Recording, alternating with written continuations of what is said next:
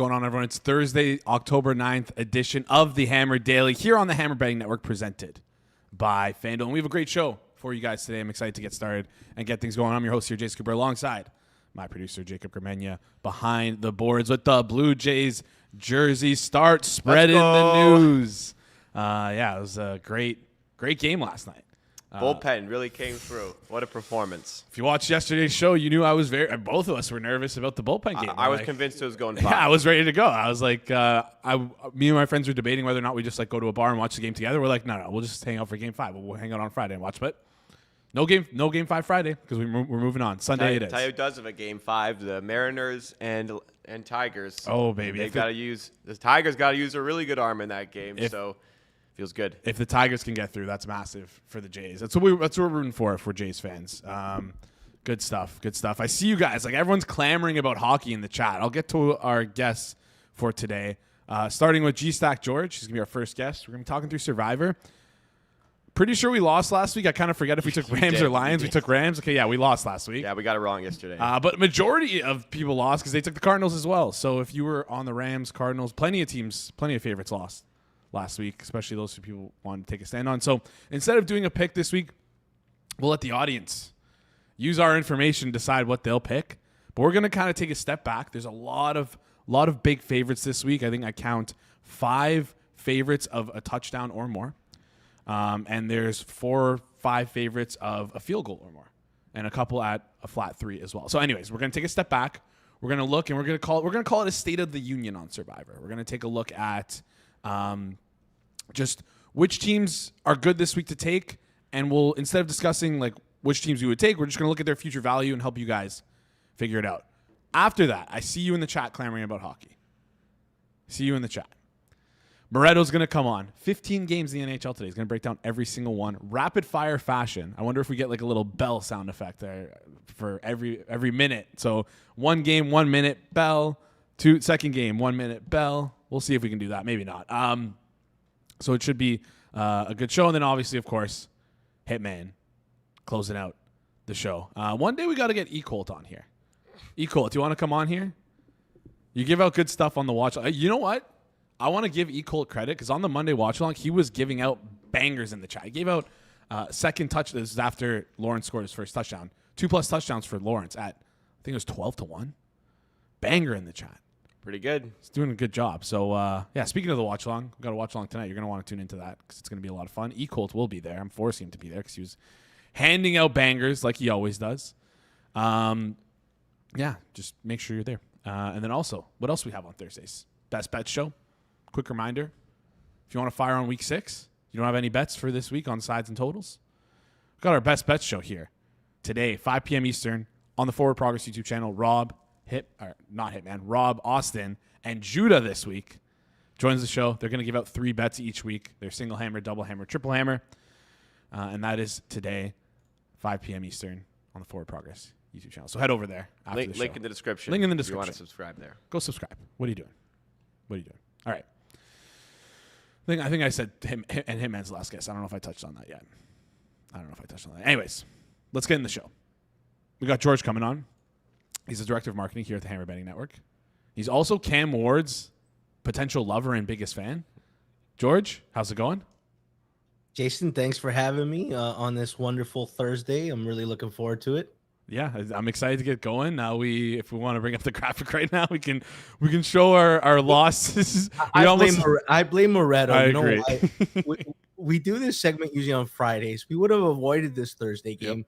Moretto, I think what is actually happening is he wants us to lose everybody's Survivor so that he could win.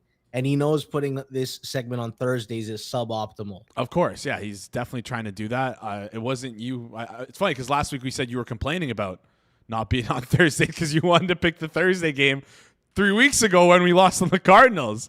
But no. Let's rewrite the story. You guys probably would have picked Cardinals, though. Let's be honest. No, I didn't pick any Cardinals, and I avoided Cardinals in every single one of my pools. I'm pretty sure. I think the decision we were making, though, was on Buffalo or somebody else. So I don't know. It could have been ugly, Jacob. We could have gone with Indy. That's where we took a lot of personal stuff. I will say, though, it's not just about Survivor picks. we give out some bets whenever we do these segments, just going through the games. Last week, Cincinnati team total over 19.5. We've been doing really well with those, Jason. The Survivor stuff, though, I'm not sure. All right, let's get into the games then, though, because you wanted to have a State of the Union. They say Survivor pools really start after real carnage happens. Most Survivor pools are at like 25% left. So this is the week where it's like, okay, now you got to start to go think game theory, when to use teams. You're competing with far less people. And after a week like that, the one that people are going to come on the most is probably Green Bay. Biggest favorite on the board, 14.5-point favorites at FanDuel. I will say, though, because they're projected at a 43% ownership, Jason, they've got really good value in future weeks. Week 7 next week at Arizona. There's also lots of other good options that week. Week 9, home to Carolina. Also other good options like the Rams at home to New Orleans that week. Week 11 at New York Giants, projected to be the biggest favorite. And then week 14, home versus Chicago. But Chicago's a weird team. They could be far better by the end of the season. 43% ownership. I think the most ideal time to take the Green Bay Packers is week 11 at the New York Giants, where they're the biggest projected favorite of the week. But obviously, people might be scared and want a really safe island this week. Yeah, no, it's a good look this week. Also, ownership, as we learned last week, can't always be 100% trusted, right? I think I saw people projecting Rams 5-10%. They were upwards of almost 30%. The momentum the day of really got a lot of people probably made a last-minute decision on the Rams and regretted it. Absolutely. Because no one had Rams originally as that being a spot. Same way no one had the Rams this week being a spot. But obviously the audibles and the pivots is where Survivor changes. Exactly. So, might want to be wary of that. I like Green Bay as well, week 11. Been back and forth on it if I'm going to take Green Bay in some of my pools as well. The ones that I have a lot of entries in, I'm going to look to, like, this is the week I feel like is the best to start to diversify and build out different paths. I have them available in the last 4 Survivors that I'm in, and I'm debating myself, how safe do I want to be and how much do I want to take right now? I also will say an underrated thing about Survivor is cheering for Carnage is a hell of a lot of fun. Like, I was watching that Cardinals game, I was like, go Titans, let's go. Let's talk and move on to the Rams like we're talking about here. Like we just mentioned, Rams taking on Baltimore. Tons of injuries on the Baltimore side of things. Where do you see, one, their ownership at this week, and 2, some of the better spots in the future if they are available? So the 2 biggest spots for them in the future is week 9, they're home against New Orleans. We just said Green Bay is another good option that week. They're the biggest favorite. Green Bay and Chargers are also good ideal options. Week 13 at Carolina, second biggest projected favorite, happens to be Thanksgiving week. And if you're in a lot of pools where that matters in the game, you lose 4 games. It's kind of nice to have the second biggest favorite. It's also like it's valuable. They're only a 2.6% ownership this week. You could take them. I think I would save them for week 13 at Carolina, especially Thanksgiving's going to be difficult enough. I think people will be tempted to take the Rams earlier, the week 9 spot against New Orleans. So you might actually get another low projected ownership spot at week 13. Yeah, and that's honestly the goal, right? You want to win, but also you don't want to be splitting the prize with 1,000 people. You want the low ownerships because you want the higher ownerships to be out. I'm sure a lot of people are aware of that, but always a good reminder there. Those 2 spots are good. Only 2%. Where do you get your ownership percentage from? Just out of curiosity, is this something you project out yourself? I use 2 different Survivor places, and I try to do a collaboration of the 2. Okay. Survivor Grid also has that around that number as well. Okay. All right. Let's move on then and talk Denver Jets. Denver laying 7 points right now. Other 2 spots it looks like you have written down is week 7, week 10. I see a lot of overlap with this week 7. So it's like, it seems like the team you don't pick here, you're probably going to take in week 7. So you want to just be on the right side of things there. Yeah. Week 7's another big option. Next week, home against the Giants. It's a little weird. They're going to be coming home from London. This week's a little weird. They're going to be in London. Second biggest favorite. Only KC is bigger. And I think a lot of people want to save KC for the later weeks. Yes. Week 10, best spot for them. Home against Las Vegas. Biggest favorite on the board. Only other team over a touchdown favorite is Buffalo at Miami. A lot of teams have used Buffalo. A lot of teams might save Buffalo. So Denver, I could see being very valuable in week 10. Right now, they're projected at a 9.7% ownership this week. I'm not going to take them because of that. I've been eyeing week 10 for them. And I like to use the Circus Survivor as like a kind of barometer for other Survivor pools. I know it's a little different because some might not have Thanksgiving, some might not also have Christmas, some might have neither. But Buffalo in that pool is down to 40% ownership. So only 40% of the teams remaining have Buffalo available to use. So could contribute to a lower ownership there for them. Or sorry, talking about Buffalo. I meant to say Denver. For the Bills, yeah. Meaning if you don't have the Bills, Denver might be exactly. And that's the spot you're going to want. There we go. Because there's like the next closest favorite that week is Chicago, projected to be a favorite at home by 4.5 points against the Giants. And then like Tampa Bay is no longer comfortable at home against New England. And then it's like Carolina, New Orleans, Houston, Jacksonville, Indy, Atlanta, Chargers, Pittsburgh, a lot of 50-50 games, which is why I really want to save Denver for that week. Of course. And then also, like I mentioned with Buffalo, similar thing with Denver, 48% of available within the pool. Let's talk Arizona, Indianapolis, another team that is among the top 5 of most, we'll call it most picked of remaining teams. Indy's at 43% remaining in circa. How do you like Indy here? I think they're 6.5, but like they're also 7, starting to get to 7 at most spots. Arizona seems likely without Kyler Murray. Any other spots that you would want to take Indy if you haven't already taken them? Yeah, week 8 home against Tennessee is probably the most ideal. To me, Kyler Murray's going to make the decision or not, as weird as it sounds. I think 7's too much of a favorite if he's in. Obviously, if it's Jacoby Brissett, it'll probably close at 7.5 maybe. Only 4.5% ownership this week. A lot of people used them last week. Could be very tempting if you don't want to waste save them till week 8 Tennessee. So it could be an interesting zig for a lot of people here. I agree. And then also, like, I wonder if Kyler Murray's in, we see the momentum like we saw last week with the Rams, where there's like way higher projected on Indianapolis than people expected. And I wonder if it's the inverse as well, where Kyler Murray is ruled out and we're going to see a lot lower people on it. But I think I would still like the Indianapolis here as like an island take a stand pick against Arizona, even if Kyler Murray's hurt, Kyler Murray's in because he's going to be hurt, number one. Two, the cluster injuries at cornerback is going to be so tough for them against an Indianapolis offense that's been very potent and been able to run up the score on many teams. So interesting spot here, especially with or without. Well, that's what's interesting. It could be the healthiest the cornerback has looked for Arizona. They might have Melton and Will Johnson, who both practice it in limited fashion. Indy's secondary is actually piling up right now. Yeah. Kenny Moore still not practicing. Could miss again. We talked about Xavier Howard retiring. Mike Hilton is out now. It's getting really thin in Indy's secondary court, and I don't know. So there's something about this game that is a little sneaky for me, I think. You think it could be a landmine? I guess maybe if the injury regression or injury report comes out a lot more positive than for Arizona, like all their cornerbacks are back, Kyler Murray's fully healthy, things like that.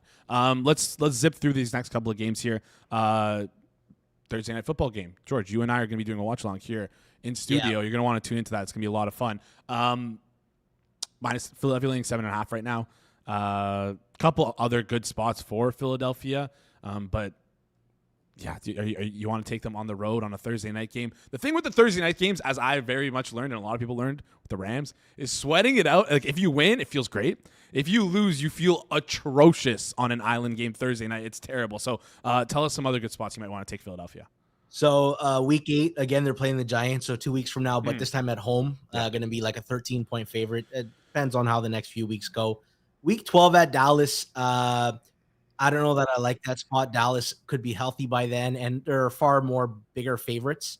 Like, also week 8, even though they're the biggest favorite, there's a lot of other favorites. A lot of people will save them for week 13 versus Chicago. It's the Friday game, the Black Friday game after Thanksgiving. In pools that you can pick them for the Thanksgiving slate, a lot of people might want them here if they've already used Baltimore, who will play likely against a Cincinnati without Joe Burrow. So that's where people would save Philly. And then week 15, home to Las Vegas, biggest favorite. But it also happens to be San Fran's week with a home game against Tennessee, like the most ideal spot for San Fran. 16% ownership. I won't take them this week. What I want to do is probably reevaluate week 12 if I'm taking them for the Black Friday game. Yep. It all depends on maybe the Bears and how their progression looks. And then obviously week 15, if I don't take them week 13, I would save them for week 15 versus Las Vegas. Yeah, that's also something to consider is like plotting out if you're in these pools for the Thanksgiving, Christmas game, especially for the Thanksgiving game. If you're planning on taking a team for Thanksgiving, you save 1, 2, 3 teams for that Thanksgiving. Make sure you have a spot to take them after, because if you don't want to be stuck with a good team that you're not going to use on Thanksgiving and then just never end up using them, because it's likely leads you to maybe being out or having to use them in a close game. Cleveland at Pittsburgh. Now we're finally dipping below that touchdown threshold with the spread. Cleveland at Pittsburgh. Pittsburgh minus 5.5. Cleveland traveling back from what was it, London, Yes. Dublin, London, somewhere in the UK. Geography is not my strong suit. Cleveland's traveling all the way back. Weird scheduling spot for them. Give me some other good matchups here for Pittsburgh, which seems to be like a bright spot this year with how lucky they've gone with their schedule. Yeah, they're not great spots, like week 7 at Cincinnati, week 11 home to Cincinnati, week 15 home to Miami, week 17 at Cleveland. I don't know. This might be the week that they're the biggest favorites. They're probably going to close around 6. You're never going to have a level of comfort with them. I don't like some things in this matchup. Like right now, the Steelers are 32nd in ADOT, but do really well yards after the catch. Cleveland tackles really well. So I don't know how Pittsburgh's offense looks. The key really is they're going to have Alex Highsmith back. Joey Porter probably going to be back, probably without Jalen Ramsey. How can they take advantage of Dylan Gabriel, a rookie? Right now, they're projected at like 7% ownership. This is the best spot to take Pittsburgh this week. They're one of the teams I'm deciding on. Yeah, I think I'm looking at Pittsburgh as well. Obviously, we know how good that defense is for Schwartz, and very tough for rookie quarterbacks to adjust and kind of they easily get taken advantage of by by Pittsburgh here. Anyways, let's move on. Let's talk Chicago at Washington. Washington minus 4.5 point favorites here. Starting to get a little bit thinner here. This one screams to me like a little trap game. You know how I feel about Chicago and the Bears. But yeah. Listen, Chicago off a bye. Ben Johnson's been prepping for 2 weeks. Maybe their defense can be the healthiest it's been. McLaurin, we still don't know if he's going to play. So that's going to be the one to watch. If you're not using Washington here, week 11 at Miami, week 15 at the Giants, and then week 17 versus Dallas at home. It's the Christmas week, and you might want to keep them stashed because there's only 3 Christmas games, and it's a very brutal slate. Yep. Like there's no projected favorites over 4 points right now. I'd wait till McLaurin is back before I back Washington, but at 1% ownership, they're intriguing. That being said, I think Chicago's quite live in this game. All right, we got a couple more games left. We have Tennessee at Las Vegas. Vegas laying 4.5. Tough to back Vegas the way that Geno Smith's played in recent weeks. Is there any other good spots here that you would want to take Vegas instead? Definitely going to be a low-owned team. This is like one where maybe you have a couple entries and you just want to throw some darts to get Vegas out of the way. What are your thoughts on it here? They're at 2% ownership this week. There's no other spots for them. Brock Bowers is not practicing. For the Titans, they might get better O-line play. They might get healthier at O-line. I do not like this game. I think Tennessee can very much win this game. I am a Cam Ward defender. I think he's had a rough slate of defenses that he's played so far this year. All 5 defenses he's played, top 12 in EPA per play. This is a team that's 25th. This is the spot. I like Tennessee for the upset. If you take Vegas, so will help you this week. All right, maybe I'll go a little crazy and take Vegas because I wonder if the reason why he's played some of the strongest EPA teams. Yeah, if he's the creator of that metric. Yes. But if I told you on an island or Denver and Houston and Indy and Arizona and the Rams, pretty good defenses, you're going to tell me yes. Yeah, I get it. It's the self-fulfilling prophecy. So I'm not taking it as gospel. I just think it's quite interesting. The teams he's played are quite good. And anyone who's actually objectively watching, they've actually started to look better the last 3 weeks. Yeah. Well, listen, he won last week, so that's got to count for something. 3 more games left. He's our hero, Jason. He's literally our hero. I love. There will be people that fade Tennessee, put him in that automatic list, and he's gonna do some damage for us. Throughout Survivor. I can't wait. Especially for future weeks. Couple more. We have 3 more teams here: Buffalo at Atlanta, Chargers at Miami. 4 more teams. Okay, let's just do Buffalo. We'll do it quickly. Yeah, we'll go through Buffalo. They got so many spots. Week 8 at Carolina, second biggest favorite that week. Week 10 at Miami, second biggest favorite. Only 2 games, 6-point favorites, them and Denver versus Las Vegas. We talked about that earlier. Week 14 versus Cincinnati, second biggest favorite, but it's Tampa's best spot. It's Tampa at home to New Orleans. Truly 1% ownership. I wouldn't take them this week.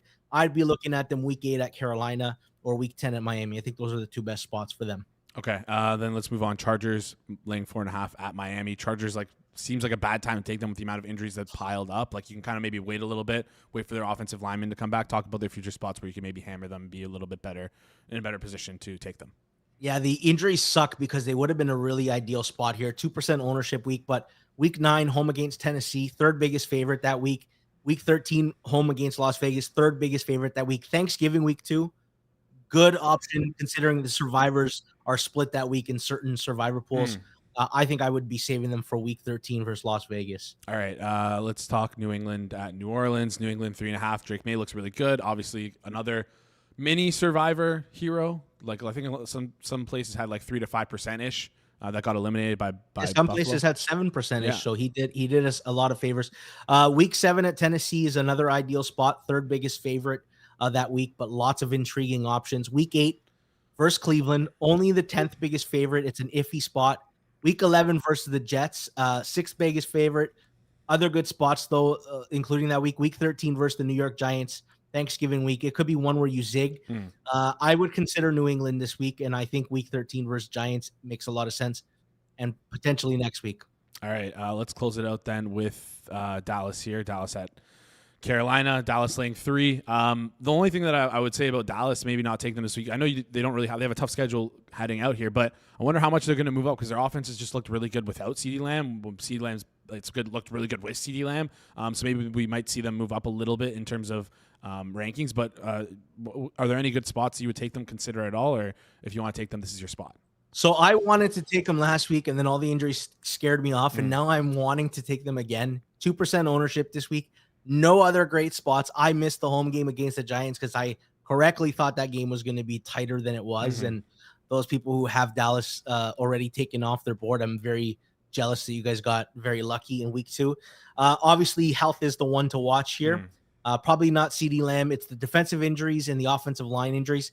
Although the Panthers have a sneaky injury. Taylor Moton, their tackle, didn't practice yesterday. I'm going to be watching him.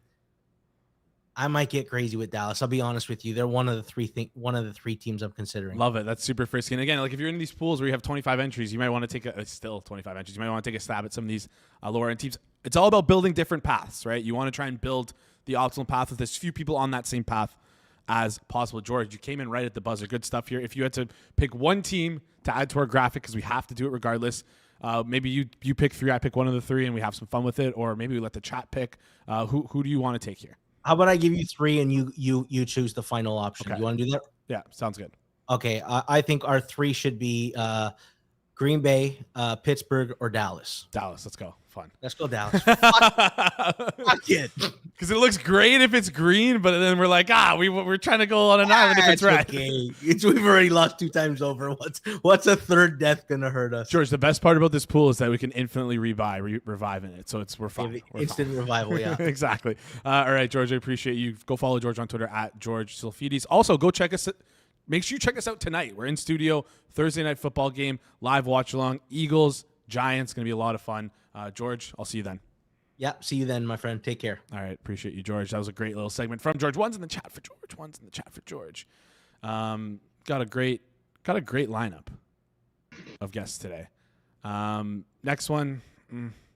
Now we're hitting like the rut. It's like good guest, rut. Good guess. That's good. The Habs lost. Dunk on him today. I'm not gonna lie. I placed like a little small sprinkle on Habs minus 2.5 in case the Leafs got blown out because I would not have been able to stand this segment if the Leafs lost that game. Not thinking they would, but yeah.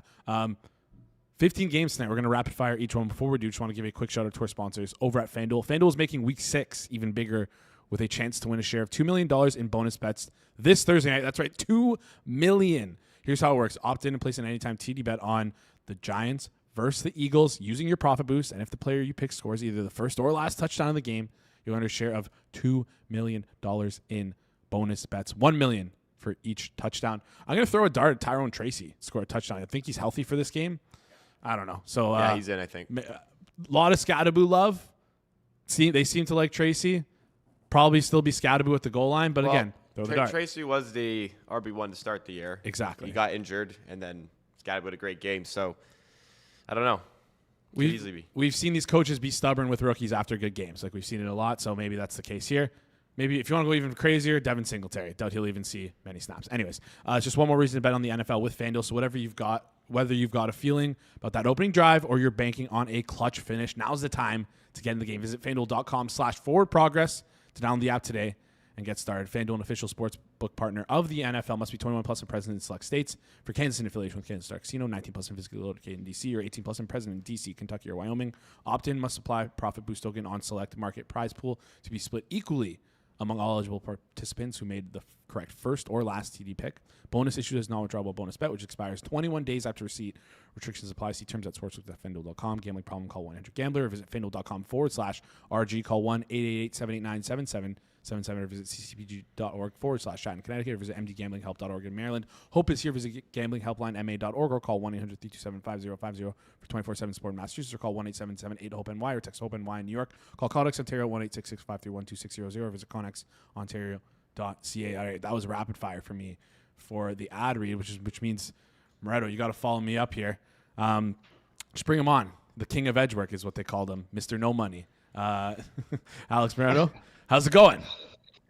Good. You and George complaining about, oh yeah, it's my fault that you guys lost last week because I put them on Thursday. But then 2 weeks ago, you're complaining that you lost on Sunday because I didn't give you a chance on Thursday to pick the Bills. Like, I can't win no matter what. Maybe you guys should just pick better games.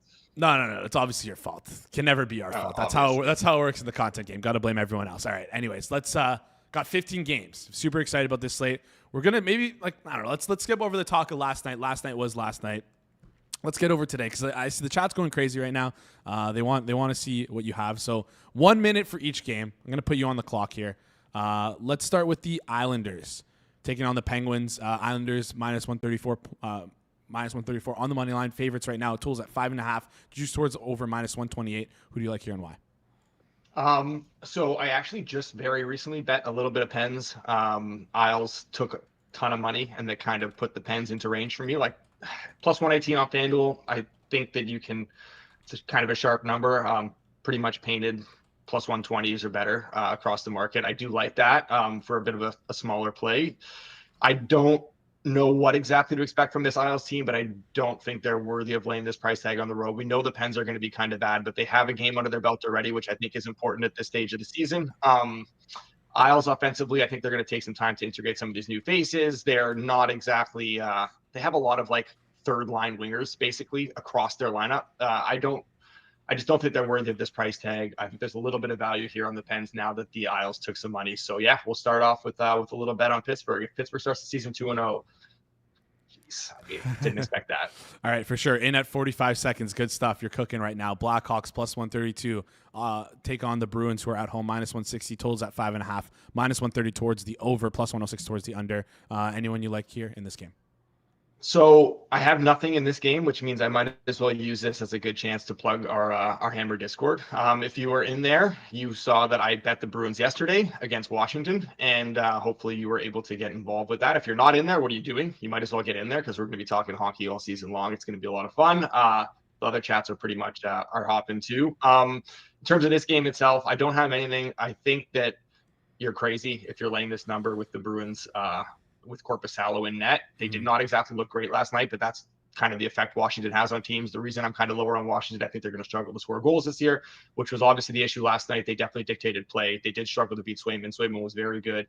Massive drop off to Korpisalo here. Don't trust the Chicago offense whatsoever, though. Just kind of staying away from this one altogether. All right, 42 seconds. You're doing a great job keeping under that number. Your team, the Montreal Canadiens, take on the Red Wings. Red Wings -128, Habs +106. Totals at 6.5, juiced under. Do you like the total in this game, or are you passing and looking to decide? This is where I'm going to need like 5 minutes to just talk through the Habs here. Okay. No, but honestly, like Habs last year lost 1-1-0 on opening night against the Leafs in Montreal and looked terrible. Montembeault made like 46 saves. Last night, they lost, obviously, a couple broken sticks lead to the game winner. They looked very good. They dictated a lot of – the one concern I had was when they did go down 3-2, they didn't look very threatening to score. They looked way more threatening when the game was tied earlier when they were leading. But I was honestly pretty impressed with what I saw from Montreal last night, the way they were able to cycle in the ozone, stifle the Leafs in transition. They played very, very well. They played with a lot of speed. The Leafs were kind of unable to match that speed. I think they're going to look to play fast here against a Detroit team that also wants to play very fast. They have a lot of young legs in that lineup up front. I think this could be a very offensive game. I do lean over. The reason I'm staying away is because I don't put a lot of stock into the preseason, but like Jakub Dobeš was very, very good in preseason for the Habs. He's seen the puck really well. That's the one thing with the goaltenders. I will put stock into preseason. I think that does matter. A goalie's either playing well or they're not, and he seemed to be in a bit of a groove. I like John Gibson quite a bit. I think Detroit finally has a real goaltender for the first time in a while. So I think we'll see a ton of chances in this game, but I can't quite get there on the over just because I am a little bit concerned with this goaltending matchup. All right. You can't get there on the over. Over right now is plus 106 over at FanDuel. At a 6.5, what number would you need? And then if it wicked down to 5.5, what number would you kind of look to take it at? I'm not very interested at 6.5. Like it'd have to be some decent plus money. At a 6, like I'd want like maybe like there is some minus 115s, which I probably honestly would scoop up. Not at our friends at FanDuel right now. Unavailable at that price, but if you do have access to the 6 minus 115s, I think the over's worth a bit of a bet. All right, let's keep on moving. Rangers minus 115, taking on Buffalo minus 104. Buffalo at home here, total at 5.5. Break it down for us. I do have a bet in this game. The Sabres are a really popular preseason pick for a team that many expect to take a leap this season. There's a lot to like about them, and I do agree that they'll take a step. How big a step is kind of the question. I'm a big fan of their blue line, but they are dealing with injuries there already. Owen Power battled an injury in camp. He's just getting back. I don't know how healthy he is right now. He was very questionable for tonight. It looks like he is going to play, but like he's obviously dealing with something. Hasn't played much at all in the preseason. Kesselring is out there. He's a guy they're relying on to play top 4 minutes, and now they're without, Ukko-Pekka Luukkonen, who's on IR. I'm a fan of him in net. So they're without their starting goalie here too. It's going to be an Alex Lyon game, which is not great. I just think there's way too much market respect for the Sabres right now still, and I need to see it first. The Rangers were granted very bad on opening night at MSG, but I think JT Miller, new captain, he owned up to that. He said, like, look, I didn't play all preseason. I kind of needed a game. I kind of expected to be shit. I was shit. I think we'll see a response from them here. I think this is a little bit short. I like the Rangers to around minus 120. All right, minus 115 over at our friends at FanDuel. Flyers plus 180, taking on the Panthers, minus 120. Panthers at home, 5.5 total. Break it down. I didn't expect to get involved here at all. I think the Flyers are really bad. Some people kind of like them. Albert, he thinks they're going to be decent this year. I think they're terrible. I did not love their offseason. Zegras and Dvorak, they help, but they don't move the needle much for me. The back end is really raw and also just isn't good, and they did nothing to address their goaltending. Urson sucks. I think they're going to be a big-time over team because I do think they're going to be able to score goals up front. I do think they're going to really struggle to keep the puck out at the other end. Panthers overs do not excite me whatsoever. They don't have a ton of goals in them right now with Tkachuk out. Obviously, Barkov being out kind of hurts them defensively a little bit too, so I don't really think that matters in terms of the total here. I didn't think I would bet this total. I do like the over now, though, that it's been bet down significantly. You're getting like as short as minus 108 on the over 5.5, which is wild. I think even like the minus 115s are okay.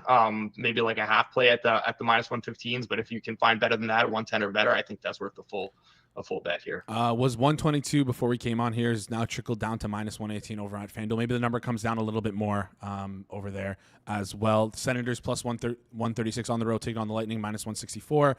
Total's higher than most games, 6.5 here. Juice towards the under, minus 130. Break it down. I do like something in this game with the total. Vasilevsky really hasn't played much, which is kind of my main concern here. He missed the majority of camp, just got the one preseason game in.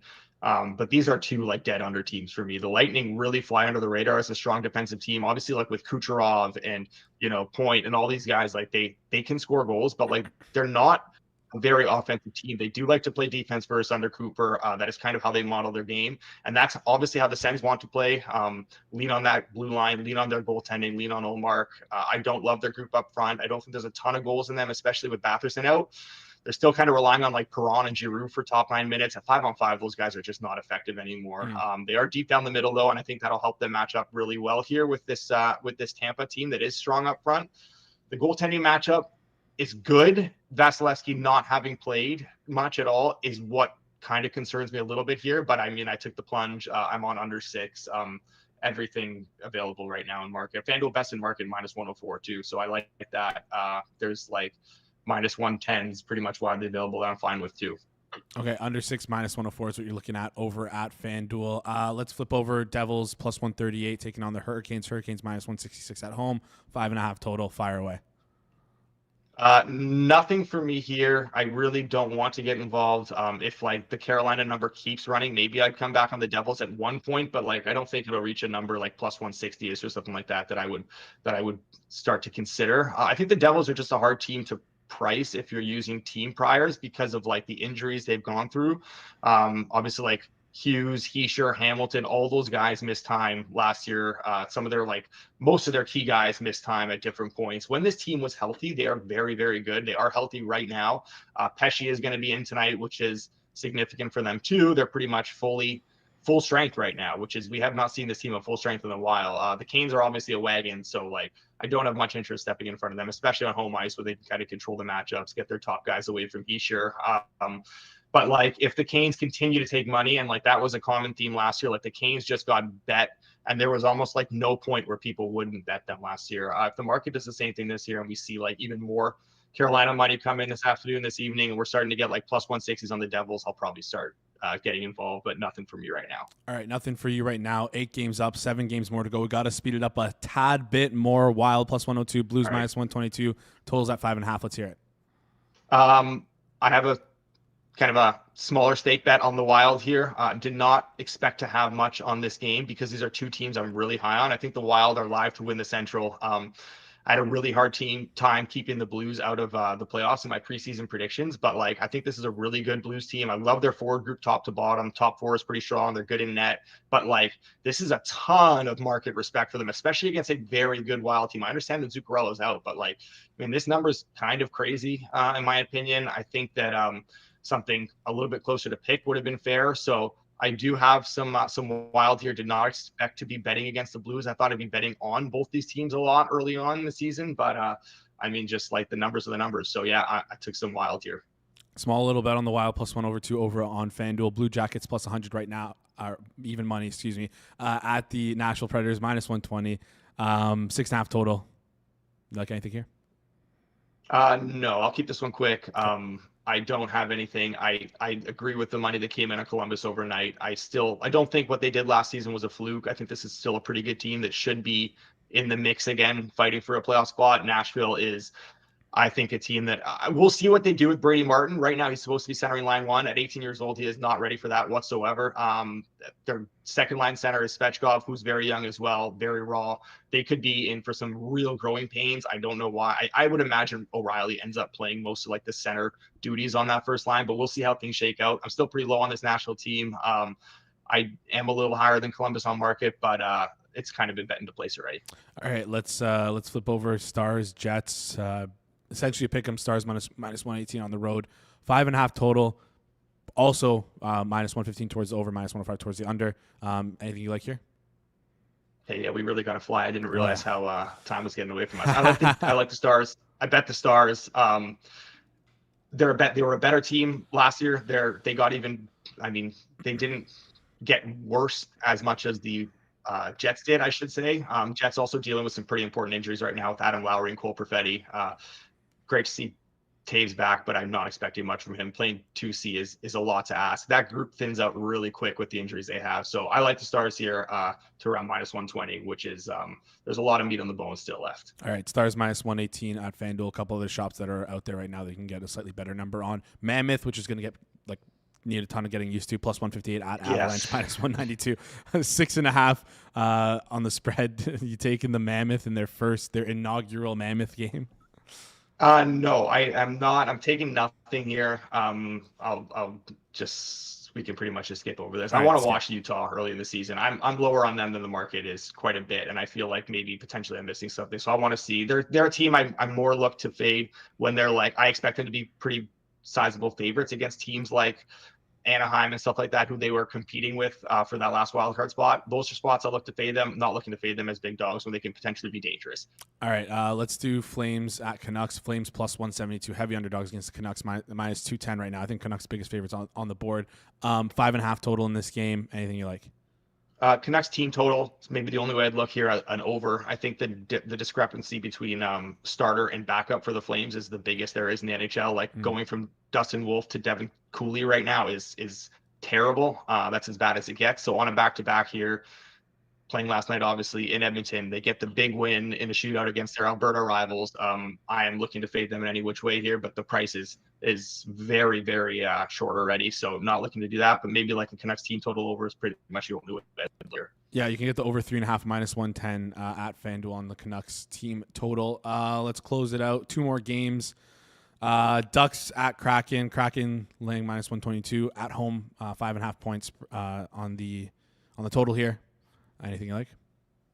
Yeah, I have bet on side and total in this game. I'll put my money where my mouth is. Not only high on this Ducks team, but I am also pretty low on Seattle. The Kraken have also been really banged up throughout camp. Montour hasn't played at all this preseason because of an ankle injury. Only just returned to practice. Not even a lock to play tonight. Kakko's out for 6 weeks with a broken hand. McCann, Dunn, Stevenson, like all these guys battled injuries during camp. I'm low to begin with. I also now expect them to start very slow because of what they've just dealt with. Pretty high on this Anaheim team. Also very high on both these goalies. Decourt is awesome. Dostal is awesome. I think this should be closer to maybe a 5.5 juice over than it is like a flattish 6. So I like the under here, and I like the plus money on the Ducks. All right, Knights road favorites minus 205, even though they lost in shootout last night. Sharks plus 168, total 6.5. Sharks, young blood. Do you think they got a chance here? Nothing. I got nothing here. I just think it's insane that the Sharks have Misa up just to have him watch games in the press box. Like a young player needs to be playing hockey, not watching in a suit from above. I think that's crazy. Just send him down or have him play somewhere if you're not going to have him in the lineup. I got nothing on this game though, and I see Hitman in the background waiting anxiously to get on here, dying to give out some props for tonight. So nothing on this game. That's it. All right, sounds good. Anytime you can have Reeves in over the guy you picked in the first round, top 5 pick, it's like, that's probably a smart thing to do. Anyways, quickly, let's run through it all. Small play on the Pens plus 112. If you're not in our Discord, you would have gotten the Bruins. Or sorry, if you are in our Discord, you would have gotten the Bruins, but you're not, so that sucks. You missed out on a good number on them. Habs, you lean over in the Habs Red Wings game. 6 minus 115 is what you're looking for. Rangers minus 115, which you can get at FanDuel. Flyers Panthers game over 5.5 minus 118 available at FanDuel. Lightning Senators game under 6 minus 104 also get at FanDuel. No bet in the Devils Hurricanes game. Wild and Blues, you're small on the Wild at plus 102. No bet in the Blue Jackets Predators game. Stars minus 118 against the Jets. Money line. No bet in the Mammoth Avalanche game. Canucks team total over 3.5 minus 110, which you get at FanDuel. Ducks plus 102 and the total of over 5.5 at minus 138. So I think Ducks total, right? Like the Ducks Kraken total. You said that, or did I yeah. Okay, perfect. Yeah. All Over right. 6. That was the Speed Edric session. How did we do? I'm curious. Give it a under rating 6. Sorry, under 6. Sorry, Not over. Oh, not over. Yeah. Under 6. All right. Well, You threw me off there. Yeah. one little mistake there. But did my best. Alex, appreciate you joining us. Give us a rating for this segment. I don't know. You got to get the chat to give the rating. I can't rate my own segment. I thought I'd give you a 10. I appreciate it. All right. I appreciate it. Speed Edgework segment, only 3 minutes over. It's all good, Alex. We'll talk soon. See you, Jason. All right. See ya. All right. We're going to get on Hitman just shortly here. Just want to get is it the one in the chat for Moretto, or is the one in the chat the rating, George? What the hell is that? So that was a Speed Edgework session. Hopefully you guys enjoy that. We're going to be doing that more often on here. I know you guys want hockey. We're going to be talking hockey. Just make sure you're subscribed if you like hockey. Important thing to do. Quick reminder, if you haven't seen the Circles Off video on the Circles Off YouTube channel, picks, it's about pick selling. It's very informative video, very funny video, quality. Go check it out. If you want to be involved in a future Circles Off video, we have a Q&A coming up. And all you have to do to be a part of that Q&A is respond in this comment section on this YouTube video. You can tweet it at us or DM us on Twitter/X at CirclesOffHQ. You can email us at circlesoff@thehammer.bet, or you can post it in our Circles Off Q&A channel on our Discord. Definitely want to do that. All right. Let's get over to Hitman, who was fixing his hair. Hitman, I think your hair looks good. I think you're great. It's one of the best prop bettors I know. And he's not joining us, unfortunately, tonight because he's going to be at the game. Hitman, how's it going? My hair, I got some bed hair, Jason. That's why I'm trying to fix it. But the remaining hairs that I do have left. But happy to be on. I'm honored that the Hammer Betting Network would allow a tout to be a part of their team. So I'm honored, Jason. Well, we appreciate you, Hitman. You also do you do good work for the people. So there's a difference between some touts and other touts, and I don't think I can definitely tell you Rob wasn't making this video about you. I know. Yeah. Maybe a video about someone you know who's down 91 units. What would you like? Not down 91 units. When do you pack it in? When you hit 100, or like what do you wait for? I don't know. I'm kidding. Me personally, like it's funny. Like Rob mentioned this when Rob was doing a prediction machine or whatever. Like I take it more serious when I'm losing on. I have 100 plays a week at least, and maybe 10 make it to me giving out widely available numbers, day of the game, still available. And I take those 10 like so much more seriously than the other like I could go 90-0 on the ones that I just played, rogue number stuff or early number stuff.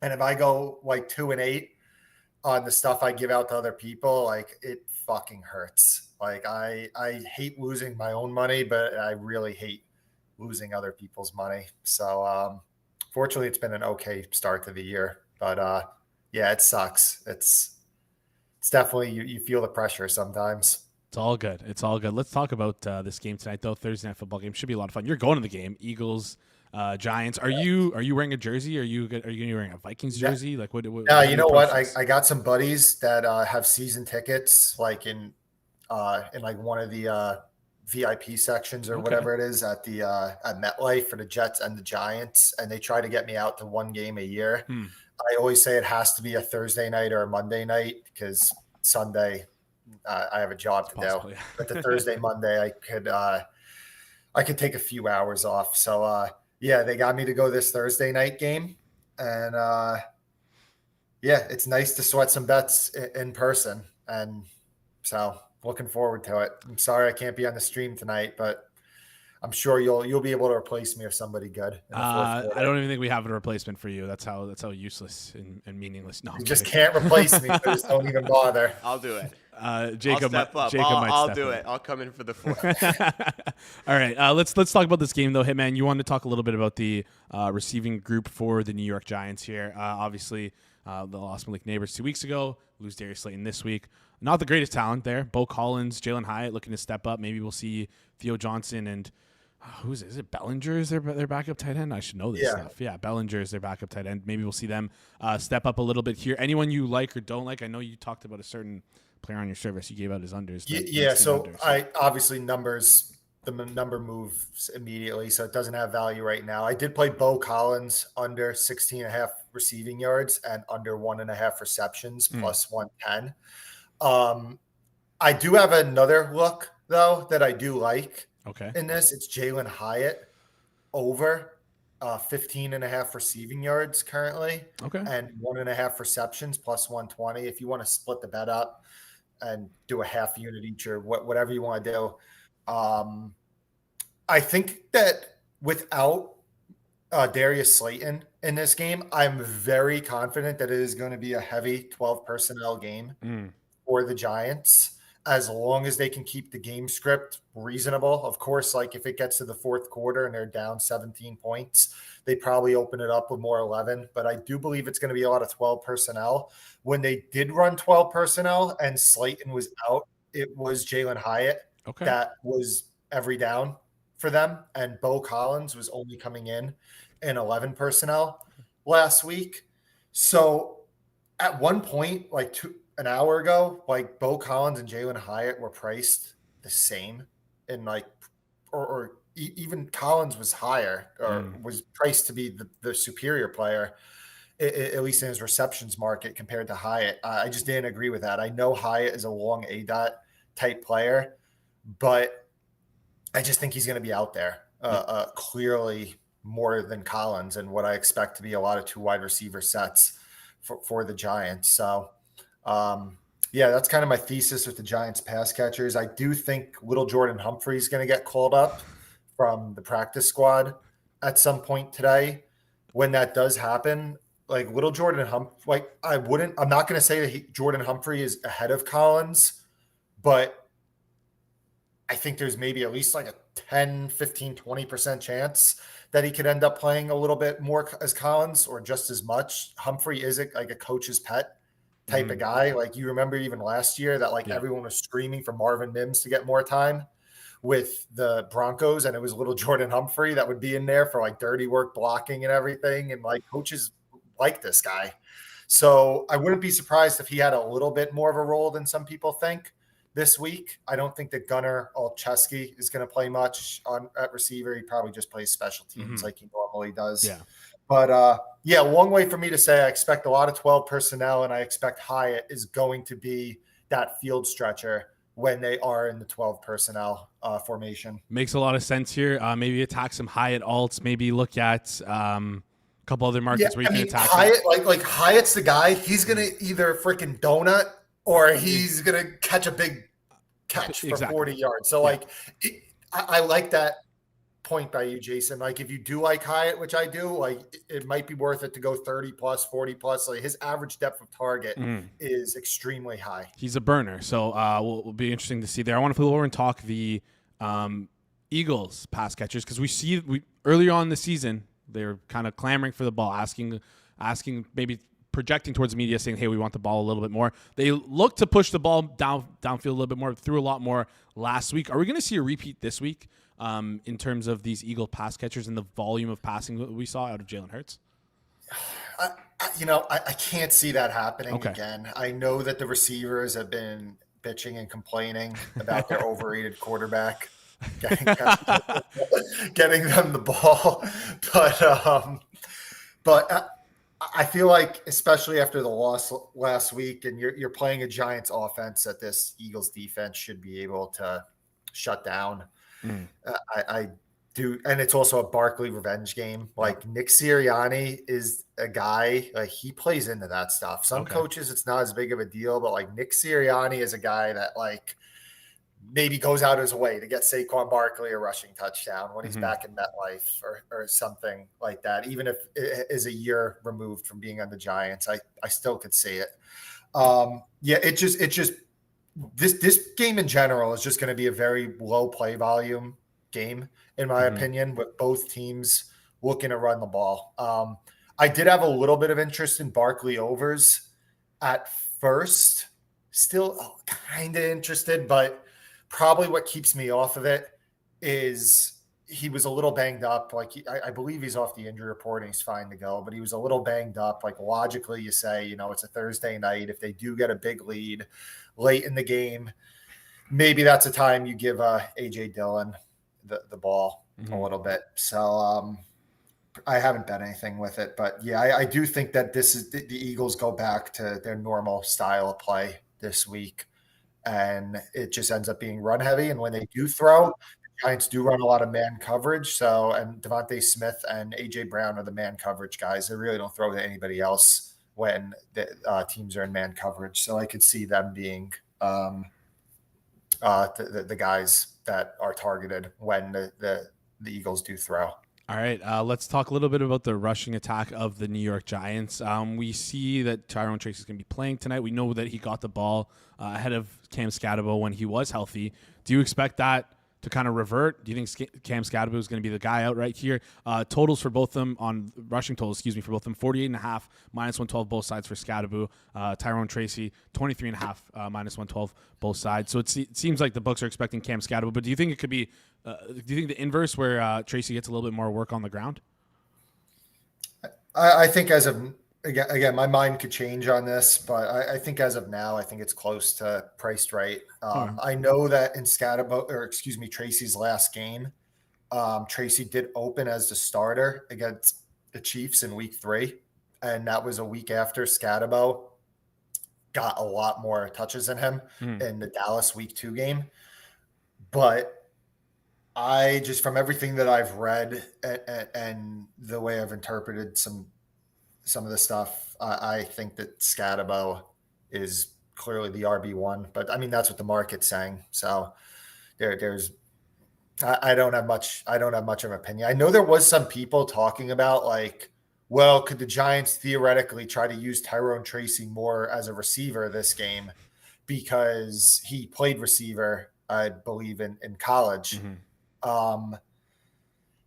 Maybe the Giants run more 2-back sets and try to get some design stuff to Tracy. I don't hate that opinion, but other than that, I don't have much of an opinion on the Giants running back stuff right now. All right, feels a little bit of a long shot to see them do that there. Also, especially on like him coming off injury, short week to prepare for that. It's not like just like a plug and play situation. Yeah, and I mean, he didn't get full practices in either. He was limited all 3 days. Like, would it stun me if Devin Singletary split the RB2 work with Tyrone Tracy?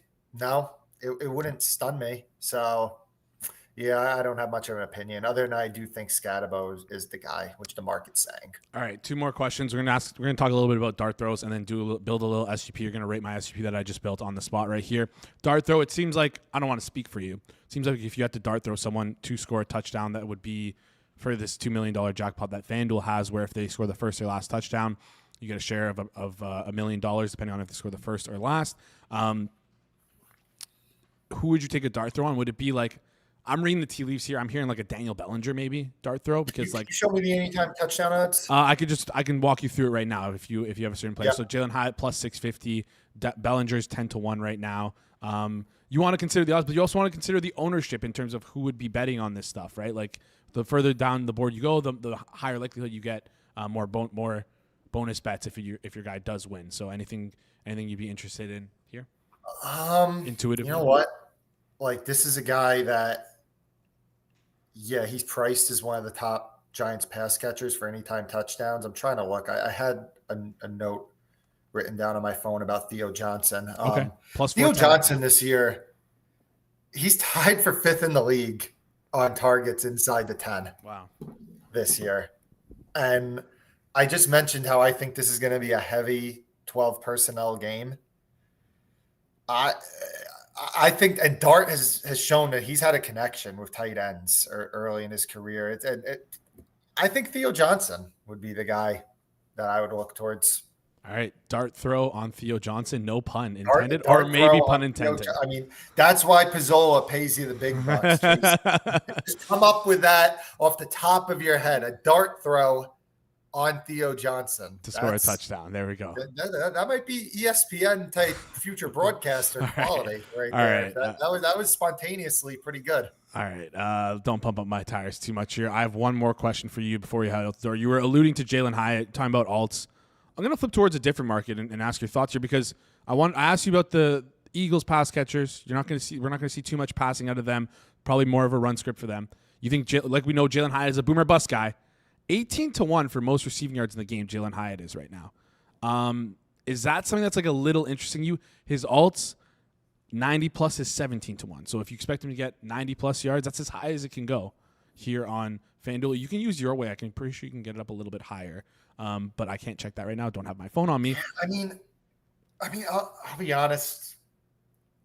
I do think that this game is going to be, as I mentioned, it's going to be low play volume.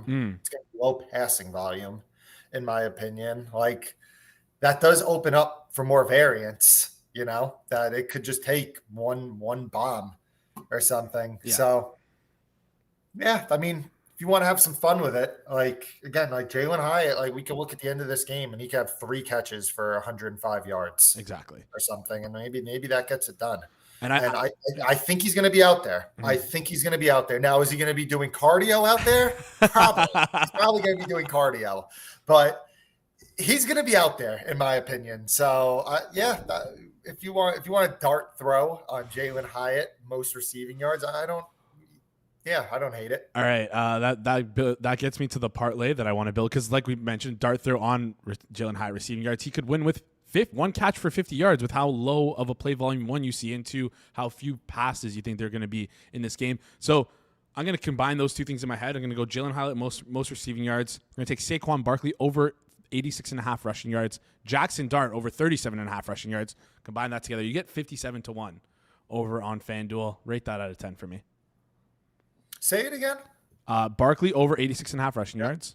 Dart over 37.5 rushing yards. And Jalen Hyatt to have the most receiving yards in the game. I like the Hyatt and Barkley. The Dart, I've been betting his unders rushing Okay. yards the last 2 weeks, and I got my ass. I was gonna say. So I guess I'm definitely not going back to it a third time, but I'm probably just neutral on it. So yeah, I'll give it a 6 or 6 because the first 2 legs I think are decent long shots. All right. Well, the Barkley one and then the Hyatt long shot. So Yeah. I'll give it a 6. All right, sounds good. Hitman, I appreciate you joining us here today. Congratulations on the Blue Jays making it through to another round. Hopefully they can win the World Series for you. Hopefully they can win. We are all Canadians We are for all- the next 2-3 weeks. We are all Canadian. So don't want to spoil anything, but maybe you're gonna maybe make your way to Detroit for a game if I'll never visit Detroit. I'm more likely to visit Iraq in the next 5 years than I am Detroit. All So, right. Well, all right. That's just had to ask. Anyway, Hitman, I appreciate you. We'll talk soon. Thank you. All right, great insight there from the Hitman. This is why we bring him on. Never consider the 12 personnel thing. Never consider the amount of usage that these guys are going to get. I'm going to be throwing a lot of darts, all at that kind of theory there. Daniel Bellinger to score first touchdown, last touchdown, anytime touchdown. Jalen Hyatt alts, like Bo Collins unders, things like that. Could be a lot of fun. All right, that wraps up today's show. Do us a favor, guys. If you really can, goes a long way for us on the channel. Smash that like button. We've done a great job past couple days smashing the like button. So it takes 1 second out of your day. Click it, and it means a lot to me. It means a lot to Jacob. It means a lot to Hitman as well.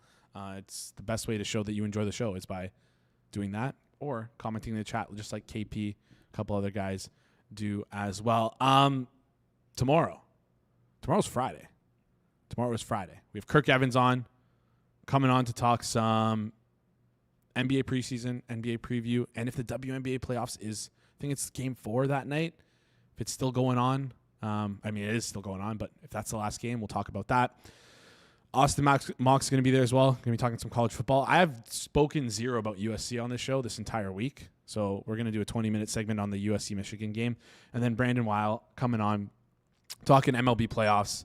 Hopefully we can get some more clarity on this on the AL NL series, what happens there. So should be fun watch tomorrow. Make sure you guys tune in. Quick reminder, quick little bit of housekeeping. Going to let you guys know this today and tomorrow. Monday, no show on Monday. Rob is giving me the day off. So yeah, it's Thanksgiving here. I call it fake Thanksgiving. We both get the day off. We both get Beautiful. the day off. I'm going to a game too. There we go. It's a statutory holiday. The Blue Jays are playing, so we both get the day off. And yeah, that does it for us today. If you're new here, this is your first time, and you watch the whole show through, you like our stuff, so why don't you just hit that subscribe button as well. We're live Monday to Friday, noon Eastern time, every single day of the week, Monday to Friday, like I just said, noon Eastern time. Best way to spend your lunch hour. Get some bets in, have some laughs, have a good time. Appreciate you guys in the chat.